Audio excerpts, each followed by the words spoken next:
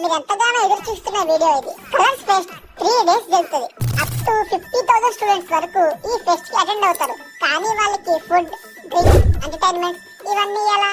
So అక్కడే మన ఫెటే అంటే స్టాల్స్ ఎంటర్ అవుతాయి. ఈ స్టాల్స్ ని మన స్టూడెంట్స్ రన్ చేస్తారు.